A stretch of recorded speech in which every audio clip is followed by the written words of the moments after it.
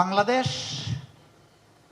দুইটা গোল যদি অন্তত অ্যাচিভ করতে পারে তাহলে বাংলাদেশ বদলে যাবে ইনশাআল্লাহ।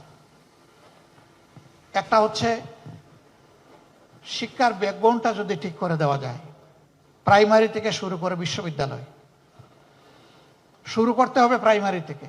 মূল ঠিক থাকলে গাছও ঠিক হবে, তার ডালপালাও ঠিক মতো গজাবে, পত্রপল্লবে ভরে উঠবে, ফুলও পাওয়া যাবে, ফলও ভোগ করা যাবে।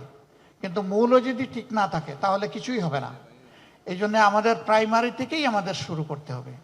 আর আমরা শিক্ষার ক্ষেত্রে মাত্র ছোট্ট দুটি কথা বলছি। এই শিক্ষা হবে নৈতিকতা ভিত্তিক, আর এই শিক্ষা হবে প্রফেশনাল শিক্ষা। আমরা আর ওই সমস্ত বেকামা থিওরিটিক্যাল শিক্ষা এই দেশের জন্য আর একেবারেই চাচ্ছি না, ওইটাকে বিদায় করে দিতে হবে। সত্যিকারের শিক্ষা দেশে ফিরিয়ে আনতে হবে। 2 নম্বর হচ্ছে সোশ্যাল জাস্টিস।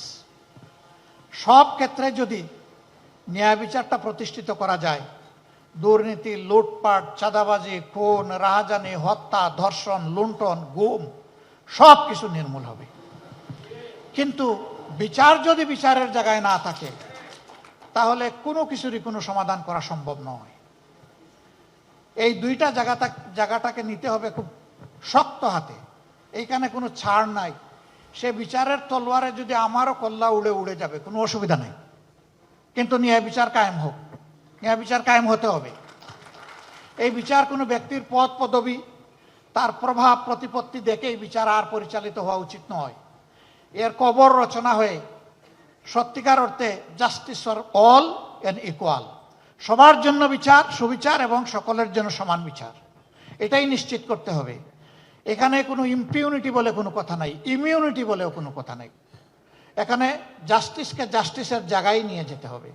আমরা বিশ্বাস করি রাষ্ট্রের এই দুইটা বিষয়ে যদি আমরা গুরুত্ব দিয়ে এখান থেকে শুরু করতে পারি, বাকি সকল বিষয় আমাদের অর্জন করা সম্ভব ইনশাআল্লাহ। এই যাত্রাপথে বাংলাদেশ জামাতে ইসলামী আপনাদের দোয়া ভালোবাসা পেয়েছে, সমর্থন পেয়েছে, এবং বিশেষ করে 36 জুলাইয়ের পর একটা মজলুম সংগঠনকে যেভাবে আপনারা কুলে তুলে নিয়েছেন, বুকে তুলে নিয়েছেন, হাত বাড়িয়ে দিয়েছেন, আমরা সিম্পলি আপনাদের কাছে চিরজীবনের জন্য ঋণী। প্রিয় দেশবাসী, আমাদের এমন একটা সময় ছিল আমরা আমাদের কোনো ঠিকানা খুঁজে পেতাম না।